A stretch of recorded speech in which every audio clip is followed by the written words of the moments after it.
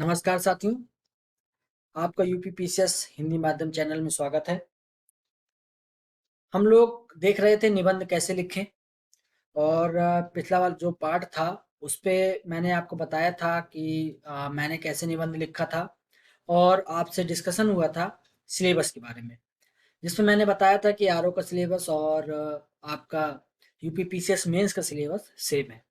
और निबंध एक ऐसा सब्जेक्ट है ना कि जो हिंदी माध्यम के जितने भी बच्चे हैं वो इंग्लिश माध्यम के जितने भी बच्चे हैं उनसे एक एज ले सकते हैं। यहाँ पर एक्स्ट्रा आपको अच्छे मार्क्स मिल सकते हैं, आप अच्छा निबंध लिख सकते हैं। बस आपको थोड़ा सा कुछ बेसिक चीजें आपको पता हो। बस एक्चुअली में डाटा आपके पास है, आपने तैयारी की हुई है, बस आपको उसको अरेंज करना सीखना होगा।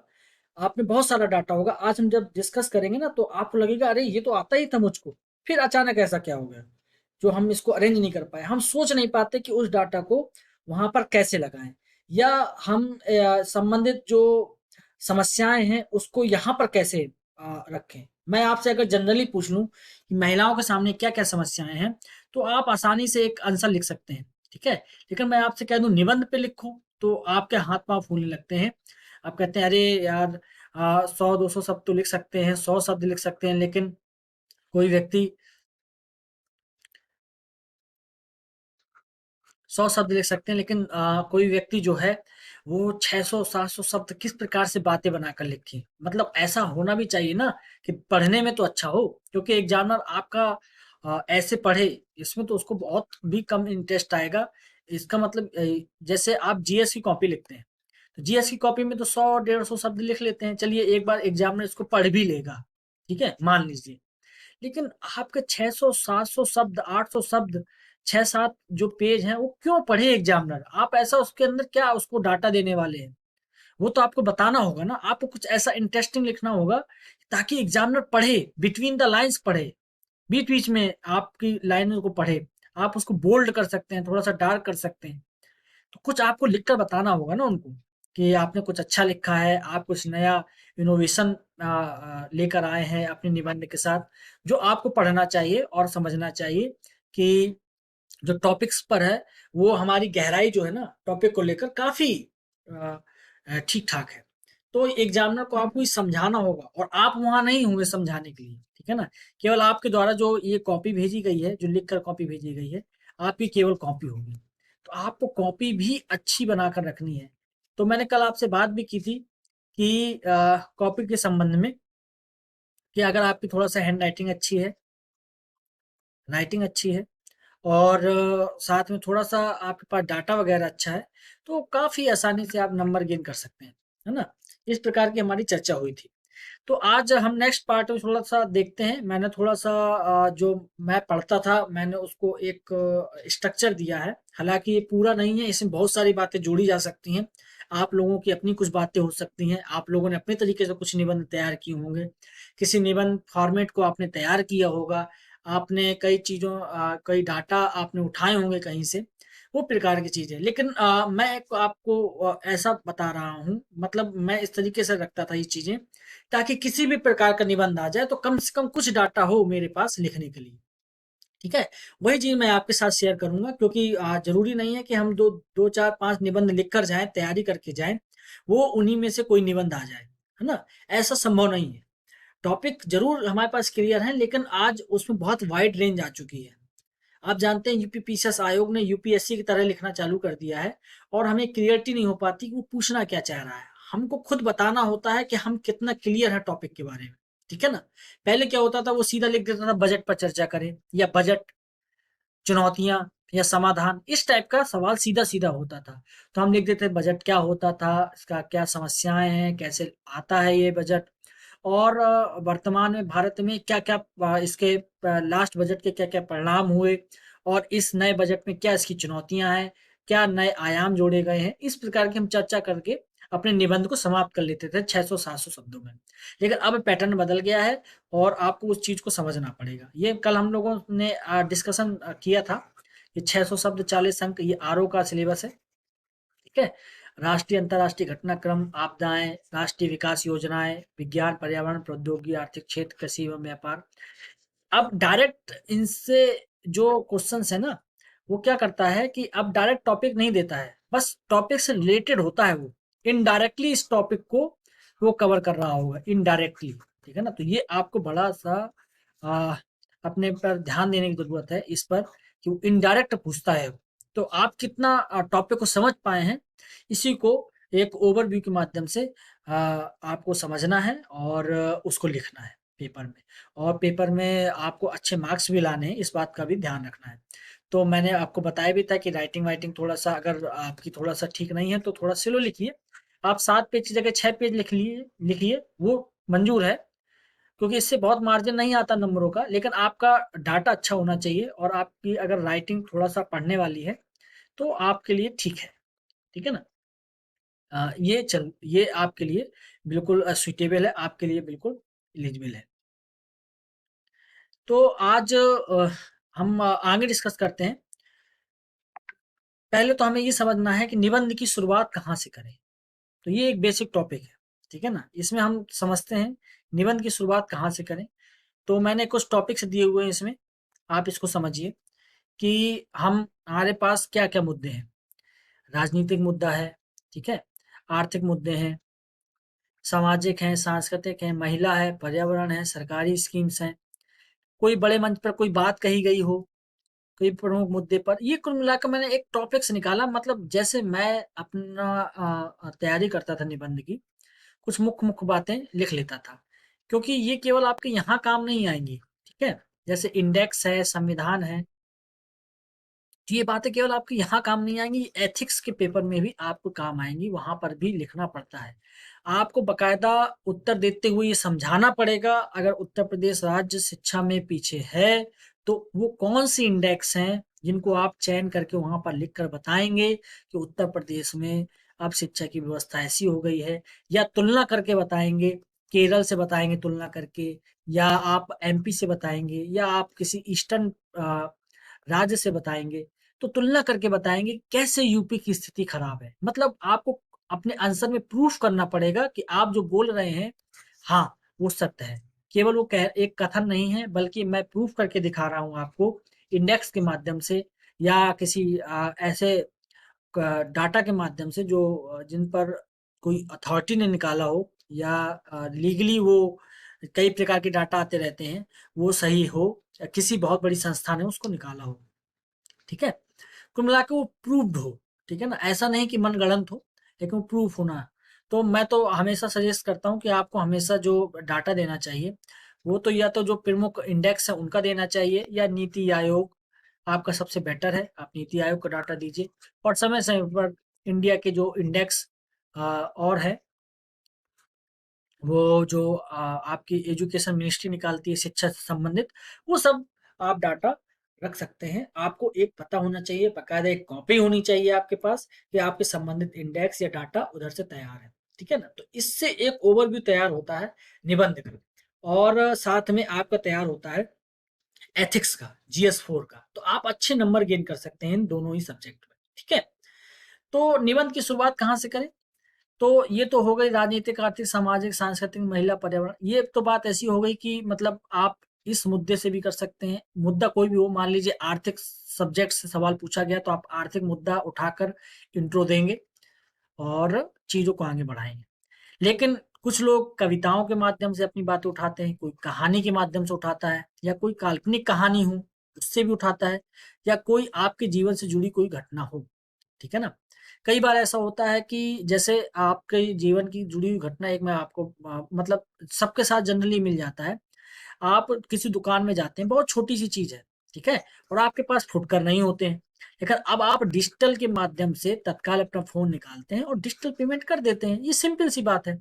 तो आप इस घटना को लिख सकते हैं कि मुझे याद है कि हाँ, एक समय जब मेरे पास फुटकर नहीं होते थे, डिजिटल इंडिया पूरी तरीके से नहीं चल रहा था, तो फुटकर के लिए बड़ी किल्लत होती थी। दुकानदार पहले पूछ लेता था कि क्या तुम फुटकर लाए हो, 10 रुपए 15 रुपए फुटकर है तुम्हारे पास, तभी मैं तुमको सामान दूंगा, इस प्रकार की बात। लेकिन अब ऐसा नहीं है। अब आप देख सकते हैं कि सभी के पास पेटीएम है, सभी के पास फोन पे है, या वो किसी प्रकार के डिजिटल माध्यम से पैसे के लेन देन करते हैं। तो ये डिजिटल इंडिया का मिशन की शुरुआत है ना। डिजिटल मिशन जो हमारा चल रहा है, उसकी एक सफलता को दर्शाता है। तो अगर हम इंट्रो इस तरीके से कहीं शुरुआत करते हैं ना, तो बड़ा प्रभावशाली होता है। बस आपको चूज़ करना होगा कि किस प्रकार से हमें कहानी लिखनी है और किस प्रकार से चीज़ों को जोड़ना है। काल्पनिक कहानी का मतलब, काल्पनिक कहानी का मतलब ऐसे है जैसे मान लीजिए पेट्रोलियम हमारा जीवन एक आधार, इस टाइप का कोई निबंध आ जाए।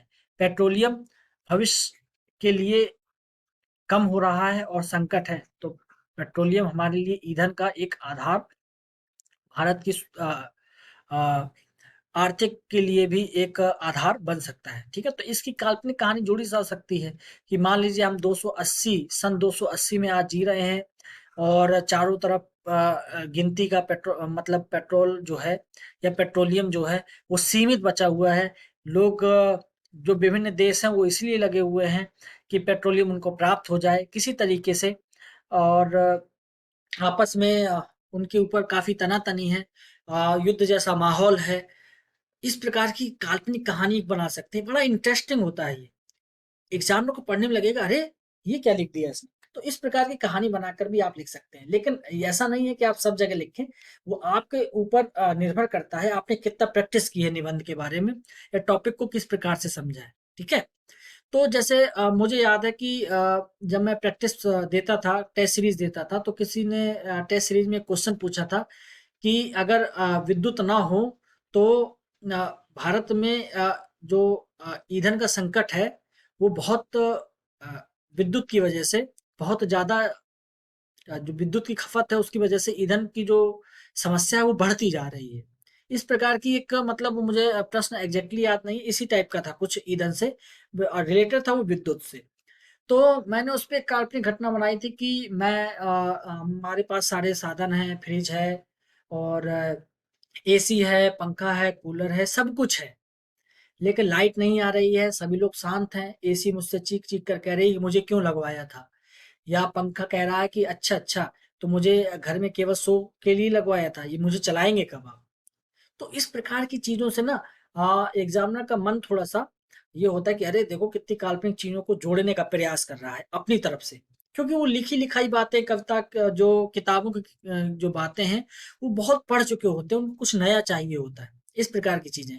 अगर आप ये ऐसा कर सकते हैं तो करिए, ठीक है? अगर आप ऐसा नहीं कर सकते हैं, तो आप अपने कम से कम सेफ ज़ोन में जो आपने गिनती के कुछ इंट्रो बनाए होंगे अपने, ठीक है? उनको आप अपने पास लिख सकते हैं, ठीक है?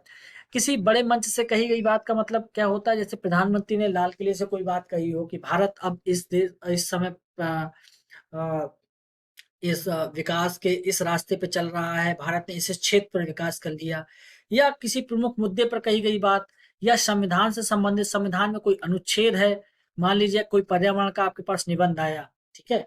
तो आपने उसको शुरुआत करना चाहिए ना कि राज्य के नीति निर्देशक तत्व के 48 ए में लिखा हुआ है। तो इसको लगेगा कि अरे इसको तो पॉलिटी की भी जानकारी है, सब कुछ जानता है। या आप इंडेक्स दे सकते हैं, इंडेक्स के माध्यम से कि हाल में ही जब आपके यूएन ट्रिपल सी ने एक रिपोर्ट निकाली और यूएनईपी ने एक रिपोर्ट निकाली, इन्वायरमेंट जो यूएन की संस्था है उसने एक रिपोर्ट निकाली कि अब जो पृथ्वी है वो रहने लायक नहीं रह गई है, काफी दूषित हो चुकी है। उसने अपने डाटा में ये बताया कि भारत की ये स्थिति है और 2050 तक अगर भारत ऐसा नहीं करता है तो भारत के सामने वायु प्रदूषण का एक बड़ा संकट दानव की तरह मुंह खोलकर खड़ा होगा। इस प्रकार की मतलब लयात्मक शैली में आप निबंध की शुरुआत कर सकते हैं इंडेक्स के माध्यम से, ठीक है? ऐसे ही इसी को चीज़ को मैंने यहाँ पे लिखा है कि कोई व्यक्ति उसको पढ़े और थोड़ा-सा मुस्कुराए, सीरियस हो कि अरे! इतनी बड़ा संकट है। इस प्रकार की चीज़ों को मैंने आपको ये सामने लिखकर बताया है कि कोई गद्यांश या पद्यांश सुनकर व्यक्ति सीरियस हो जाए, ठीक है? हो अ जैसे दुष्यंत कुमार की लाइनें हैं, हो गई है पीर पर्वत सी पिघलनी चाहिए, आज इस हिमालय से कोई गंगा निकलनी चाहिए। हालाँकि ये मतलब बहुत सारे लोग लिखते हैं, ठीक है ना? तो मैं तो ज़्यादातर सजेस्ट करता हूँ कि अगर आप कहानी, कविता या कोई ऐसी घटना जो आपको लगता है कि यूनिक आप लिख सकते हैं या कुछ कम लोग लिखेंगे, जैसे संविधान है, ठीक है ना? तो संविधान पर कोई संविधान की बहस सुन लीजिए किसी मुद्दे पर हुई हो, है ना? क्योंकि आप जानते हैं कि संविधान के अनुच्छेद जितने भी बने हैं, उस प्रत्येक अनुच्छेद पर बाकायदा बहस हुई है, सबकी रिकॉर्डिंग्स हैं, ठीक है ना? उस पर कोई कहीं आर्टिकल पढ़ लीजिए, ठीक है ना? वहाँ से शुरुआत कर दीजिए। जैसे कि अम्बेडकर ने कहा था कि इस जो स्त्री शिक्षा है वो अगर हम करते हैं कभी तभी किसी देश का विकास होगा। तो इस प्रकार के सवाल से आप इंट्रो की शुरुआत कर सकते हैं। तो ये जो मैंने आपको बताया कि ये जो मैंने आपको मुद्दे दिए हैं, इसके अतिरिक्त आपके कई मुद्दे हो सकते हैं, इसमें आपकी कई चीजें और जोड़ी जा सकती हैं। ठीक है? जैसे अगर आपसे पूछा जाए कि एक टॉपिक दे दिया जाए, गरीबी भारत की एक बड़ी चिंता है लेकिन भारत अब इससे निजात पा रहा है। ये सेंटेंस हो गया। तो गरीबी एक समस्या है, तो आप इसको दिखा सकते हैं गरीबी, ठीक है ना? गरीबी के बारे में बता सकते हैं और वो लेकिन जैसे आप चाहें तो इधर से भी शुरुआत कर सकते हैं कि ग्लोबल हंगर इंडेक्स में भारत को जब सीरियस कैटेगरी में रखा गया तो अ, ये चिंता भारत सरकार के लिए एक चिंता का विषय हो गया कि आखिर हम अपने लोगों के पास खाना, भोजन कैसे पहुँचाएँ? 2021 में 2020 में जब उसकी 94 रैंक थी, जब 101 आ गई तो इसका मतलब ये है कि उसको बहुत भारी संकट है। एक बहुत बड़ा वर्ग जो खाद्यान्न के संकट से जूझ रहा है और साथ में ही संविधान के उस मूल कर्तव्य का, उस मौलिक जो राज्य का नीति निर्देशक तत्व है, उसका उल्लंघन साफ-साफ हो रहा है, जिसमें बोला गया है कि राज्य का एक दायित्व होगा कि प्रत्येक व्यक्ति को वो खाना पहुँचाए, नौकरी पहुँचाए, काम दे। तो इस प्रकार से आप अगर लिखते हैं तो उसको पता चल जाएगा कि आपको पॉलिटी का भी ज्ञान है, आपको इंडेक्स का भी ज्ञान है और आपको अपनी जो शब्द हैं वो भी आपको पता है अच्छे से लिखने के लिए। ये सब चीजें हो सकती हैं। साथ में मैंने लिखा हुआ है इसी में संपादकीय, पत्रिका में निकला वो संपादकीय, ये इसलिए मैंने लिखा है, इसके शब्द बड़े अच्छे होते हैं, आपको इससे इंट्रो तैयार करना चाहिए। मैं तो तैयार किए हुआ था लेकिन जरूरी नहीं हर बार टॉपिक्स आपको उसी टाइप से मिले। जैसे ये देखिए ये शायद कुरुक्षेत्र का है, जीवन जीने में आसानी, ये एक वाक्य है, ठीक है? जीवन जीने में आसानी, इस वाक्य का भी इस्तेमाल किया जा सकता है, ठीक है? अब देखो, हमारे प्रधानमंत्री ने जीवन जीने में आसानी का लक्ष्य निर्धारित किया है, जिसे सभी नागरिकों के कल्याण के लिए हासिल किया जाना चाहिए। तो आप एक बड़ा अच्छा लिख सकते हैं इसमें ना, आकांक्षी भारत। इसके अतिरिक्त समाज के सभी वर्ग जीवन का बेहतर स्तर प्राप्त करना चाहते हैं। तो देखिए क्या लाइनें हैं इसमें बेहतर तरीके से सेंटेंस्ड है ना? तो इनसे नंबर बढ़ते हैं, आप लिख सकते हैं। कोई ट्विटर आपको बड़ा अच्छा लगता हो, आपको मान लीजिए आ जाए निबंध टैक्स, ठीक है ना? तो आप ट्विटर की ये लाइन जोड़ सकते हैं उसमें, जो ट्विटर जो कुरुक्षेत्र में मिली है ये, इसमें लिखा है टैक्स के बोझ को कम करने का प्रयास करता है और आम आदमी के हाथों में अधिक पैसा डालता है। ऐसा ही विवाद से विश्वास और फैसले अपीयरेंस जैसे उपायों से मुकदमेबाजी कम होगी और सिस्टम पर ज्यादा भरोसा होगा। ये आपने एक पूरा वाक्य उठा लिया, ठीक है? अब इसमें से जो लाइन आपको पसंद आ जाए उसको अपने हिसाब से जो आप लिख रहे हैं निबंध उस पर अपना फिट कर लीजिए, ठीक है? जैसे मेन बॉडी में भी वही चीज होती है जो आपके इंट्रो में होती है, ठीक है? जैसे एसडीजी गोल है, आप एसडीजी गोल से सम्मिलित कर सकते हैं। एसडीजी गोल 1 में बोला गया है कि नो पॉवर्टी होनी चाहिए, लेकिन भारत आज पॉवर्टी ग्लोबल हंगर इंडेक्स में अगर आप देखें तो 101 स्थान पर खड़ा हुआ है। तो ये गरीबी को दर्शाता है। कहीं ना कहीं भारत से एक चूक हुई, लेकिन अब आपको ये नहीं दिखाना है कि भारत में केवल चूक हुई, अब दिखाना है 1950 में इतनी गरीबी थी लेकिन क्या वर्तमान में अब उतनी गरीबी रह गई है? 22%, 21% पे गरीबी इस तरह आ गया है और मनरेगा जैसी स्कीम्स चलाई जा रही हैं। तो इस प्रकार से आप चीजों को दिखा सकते हैं। राजनीतिक प्रभाव क्या पड़ा उन सब बातों का, सामाजिक प्रभाव क्या पड़ा, सांस्कृतिक प्रभाव क्या पड़ा, पॉजिटिव निगेटिव, इस टाइप की चीजें आप यहाँ पर दिखा सकते हैं। आपको निगेटिव थोड़ा सा कम रहना है, पॉजिटिव ज्यादा रहना है, इस बात का आपको ध्यान रखना चाहिए।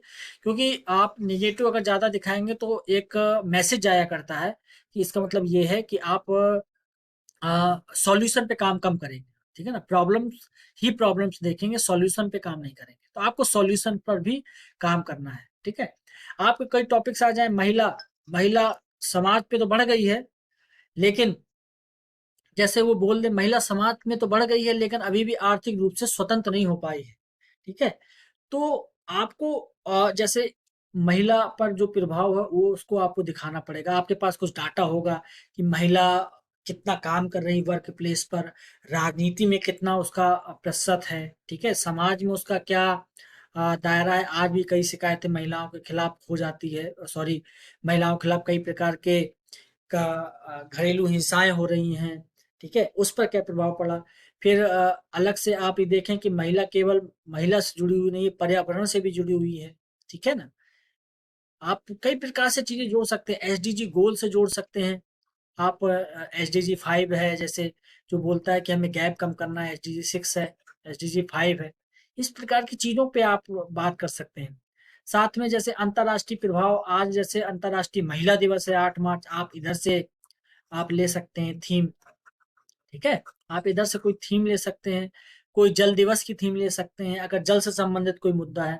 तो इस प्रकार से आपको मेन बॉडी में भी बस आपको ये याद रखना है कि चीजें आपकी अलग अलग रहनी चाहिए। तो ये आपको एक रफ डायग्राम पहले 5-10 मिनट आपको अपने उसके लिए कि आप क्रम ना भूलें, उसके लिए आपको बना लेना चाहिए। जैसे मैं क्या करता था, जैसे मुझे कोई टॉपिक आया गरीबी, मान लीजिए गरीबी से संबंधित कोई टॉपिक था, इंट्रो मैंने बना लिया, उसको लिख लिया, इंट्रो करीब मैंने कर लिया 50 से 80 शब्द का।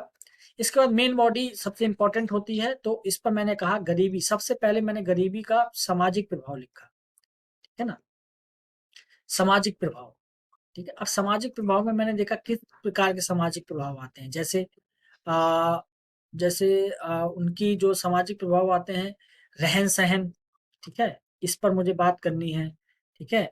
उनके स्वास्थ्य की बात करनी है, स्वास्थ्य पे मान लीजिए बात आगे जोड़ दी। इसी मुद्दे पर मुझे आगे बात करनी है कि आ, सामाजिक प्रभाव से ही व्यक्ति का जो सम्मान है, और जो उनका कुपोषण की समस्या है, और साथ में लोग जो भारतीयता को मजबूत करना, ठीक है ना। अब ये हो सकता है आप इस बात को समझ ना पाए, मतलब ये डायरेक्टली तो लिंक नहीं है, जैसे लोकतंत्र के माध्यम से इसको लिंक किया जा सकता है, ठीक है। अब इसमें देखिए 2-3 टॉपिक मैंने लिख ली, ठीक है। तो अब मुझे पता है कि रहन सहन, स्वास्थ्य और सम्मान की बात मैंने ऊपर कर दी।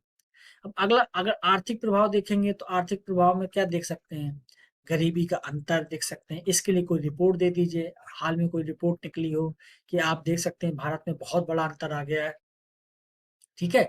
साथ में और आर्थिक प्रभाव क्या, सरकार पर बोझ पड़ेगा, अगर गरीब ज्यादा होंगे तो सरकार को कल्याणकारी काम करने होंगे, तो सरकार पर बोझ पड़ेगा तो बजट पे दिक्कत आएगी।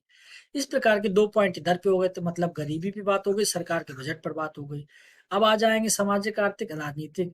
राजनीतिक आ जाएंगे, अगर गरीब ज्यादा रहेंगे तो जो अ, अ, प्रभावशाली व्यक्ति हैं वही आपके वहाँ नेता बनकर चुनकर जाएंगे, ठीक है ना। और जो जिनके पास पैसा ज्यादा होता है, या किसी दबंगई टाइप के व्यक्ति होंगे, वो आप पे प्रभाव डालेंगे, क्योंकि गरीब व्यक्ति अगर गरीब रह गया तो उसको शोषण बहुत होता है, ठीक है ना, राजनीतिक शोषण भी हो जाएगा, सामाजिक शोषण भी बहुत हो जाएगा, ठीक है।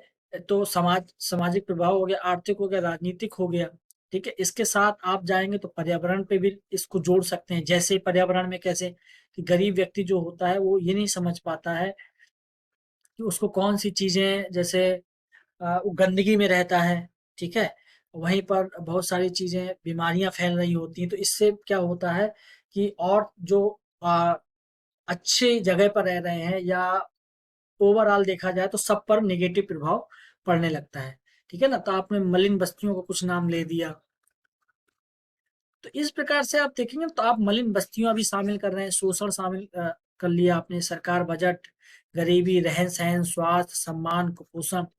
और इसके बाद गरीबी अगर ज्यादा रहेगी तो आप महिला के प्रति उत्पीड़न का भी आप उठा सकते हैं, तो महिला को आपने अलग से बता दिया।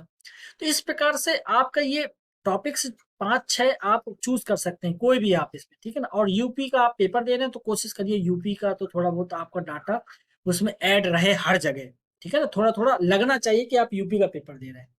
तो इस प्रकार से आपका एक ओवरव्यू क्या होगा कि आप 600-700 शब्द तो लिख लेंगे, लेकिन उसमें काफी डाइवर्सिटी होगी, ठीक है। तो इस प्रकार से आप लिख सकते हैं। जैसे मैं, और पत्रिकाओं का भी प्रयोग इसमें आपको भरपूर करना है, उनसे शब्द लेने हैं, लाइनें लेनी है, क्योंकि आपका केवल काम ये यहाँ पर नहीं पड़ेगा बल्कि एथिक्स के पेपर में भी पड़ेगा, ठीक है। इसके बाद एक चीज मैं और आप जब आप लास्ट पार्ट में आते हैं, ठीक है, लास्ट पार्ट में आते हैं, तो लास्ट पार्ट जो होता है, लास्ट पार्ट में उसको एक अच्छा विजन देकर समाप्त करना होता है, ठीक है। तो कोशिश करिए कि जैसे कोई कविता से समाप्त कर दीजिए, ठीक है? कोई कहानी है तो यहाँ केवल कहानी 3 लाइन से 4 लाइन से ज़्यादा की नहीं होनी चाहिए। या जैसे मैंने आपको ट्विटर की एक हैंडल दिखाई थी ना, ठीक है ना? जैसे अब ये एक लाइन किसी ने कही, शायद अब समय आ गया है जब हम इस बारे में फिर से सोच विचार करें, कुशल होने से हमारा आशय क्या है? कुशलता केवल कार्यालय से बिताया जाने वाला समय नहीं हो सकती, ठीक है? बल्कि ऐसे मॉडल के बारे में सोचना होगा जहाँ उत्पादकता और कुशलता उपस्थिति के प्रयास से ज़्यादा मायने रखती है। कार्य को निर्दिष्ट समय सीमा के भीतर पूरा करने पर बल दिया जाना चाहिए। तो इस प्रकार की चीज़ों को भी आप लास्ट में ख़त्म करते हुए लिख सकते हैं। ये योजना से लिया गया है, ठीक है? तो इस प्रकार से आप कई लाइनें आपको मिल जाएँगी। हर संकट अपने साथ एक अवसर लाता है।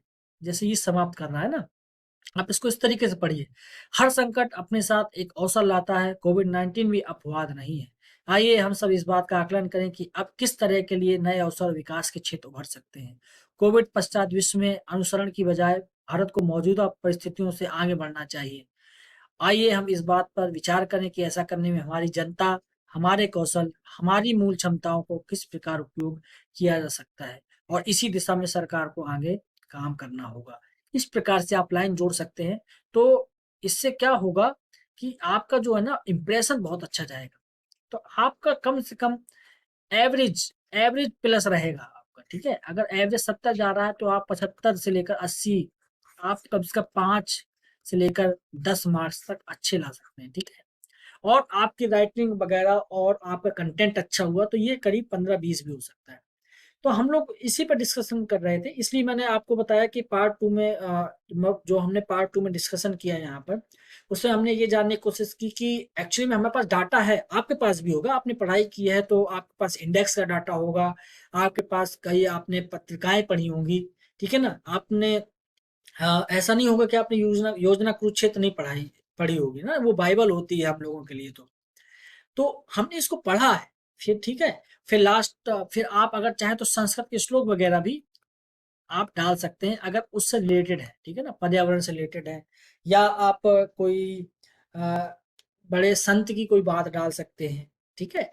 तो ये सब चीजें डालने से क्या होता है कि ये पता चलता है कि आपको साहित्य का ज्ञान भी है, आपको पर्यावरण का ज्ञान है, आपको पॉलिटिकल ज्ञान है, आपको आर्थिक ज्ञान है, आपको सामाजिक स्थितियां जानना भी आता है। तो इस प्रकार से एक इम्प्रेशन पड़ता है पूरे आपके जो आपने लिखा है निबंध पर, और आपको अच्छे मार्क्स देने के लिए मजबूर हो जाता है वो, ठीक है ना, क्योंकि इतना बड़ा वाइड रेंज का आपको जो निबंध लिखने के लिए रहता है, वाइड रेंज आप अगर इतना डाल देते हैं तो ऐसा हो जाता है कि आपकी कॉपी और बच्चों की तुलना में थोड़ा सा यूनिक हो जाती है, तो आपको बेहतर मार्क्स मिलने की संभावनाएं प्रबल हो जाती है, और यहाँ पर संभावनाओं को ही बढ़ाना है, ठीक है ना। ऐसे ही आप जीएस फर्स्ट में करिए, ऐसे ही आप जीएस टू में करिए, आप कैसे बेस्ट प्रेजेंटेशन कर सकते हैं, ठीक है। सब आप केवल किताब से अगर देखकर केवल अगर फॉलो अप करेंगे तो ये याद रखिए उस किताब को आप अकेले नहीं पढ़ रहे हैं, बल्कि और जो मेंस आपके देने वाले हैं वो लगभग सब पढ़ रहे हैं। अगर 70% ने भी वही लिखा है तो आप ये मान के चलिए कि ऑन एन एवरेज सबका नंबर कम हो जाएगा फिर, ठीक है ना। शुरुआत ही कुछ लोगों का नंबर अच्छा हो सकता है, लेकिन फिर एवरेज लगभग कम हो जाएगा, क्योंकि एग्जामिनर को आपकी कॉपी पढ़वानी है, क्यों इंटरेस्ट ले वो आपकी कॉपी पढ़ने के लिए, इस बात का आपको ध्यान देना होगा। तो हम लोगों की आज इतनी चर्चा हो गई। जैसे एक मैं लेकर आया था, जैसे मान लीजिए आ जाए कोविड-19, ठीक है, तो कोविड-19 आप योजना पढ़ते होंगे तो इसमें लिखा हुआ है, इस सदी के तीसरे दशक की शुरुआत उलझनों से भरी रही है। ये देखिए कितना अच्छा इंट्रो है ना। इस सदी के तीसरे दशक की शुरुआत उलझनों से भरी हुई है। कोविड-19 के कारण कई तरह की अड़चनें उत्पन्न हो गई हैं। कोरोना वायरस ने व्यवसायिक जीवन की रूपरेखा की काया पलट कर डाली है। इन दिनों घर नए कार्यालय का रूप ले चुका है। इंटरनेट नया मीटिंग रूम है। सहकर्मियों के साथ होने वाले ऑफिस ब्रेक्स कुछ समय के लिए इतिहास बन चुके हैं। क्या लाइन है, शानदार लाइन है, आप इससे जोड़ सकते हैं, ठीक है ना। और इस टाइप की प्रौद्योगिकी की लाइनें आप इसमें से बिटवीन द लाइन्स पढ़कर आप अपने काम को आप अपने निबंध को अच्छा बना सकते हैं, प्रोडक्टिव बना सकते हैं। देखिए ना, जैसे ये विशेषकर गरीबों को जन धन खाते, आधार और मोबाइल नंबर से जोड़ना शुरू कर दिया है 2014 से, इसलिए शायद हम धीरे-धीरे समस्याओं से और जो चैलेंज आ रहे हैं उनसे हम धीरे-धीरे लड़ते हुए आगे बढ़ रहे हैं। भारत एक नई शक्ति के रूप में उभर रहा है। इस प्रकार की लाइनें अगर आप डाल देंगे तो बहुत बेहतरीन हो जाएगा, ठीक है? तो आज हम लोग इतना ही रखते हैं, यही हमारा डिस्कशन था। इसके बाद ये तो मैंने आपको बता दिया और आप मेरी बात हो आई होप कि आपको समझ में आया हो। और लेकिन अगर आपको समझ में नहीं आ रहा है तो आप कमेंट भी कर सकते हैं। और अभी एक दो निबंध पर भी हम लोग डिस्कशन करेंगे तो एक आपको ओवरव्यू क्लियर हो जाएगा कि मैं किस प्रकार की बात कर रहा था, मैंने क्या लिखा था निबंध में। जब मैं किसी प्रैक्टिस टेस्ट सीरीज दे रहा था तो मैं किस प्रकार से निबंध लिखता, तो वो भी आपको एक ओवरव्यू आपको मैं दे दूंगा, ठीक है? तो फिर हम लोग नेक्स्ट लेक्चर में मिलेंगे। तभी आपसे फिर मुलाकात होती है। नमस्कार।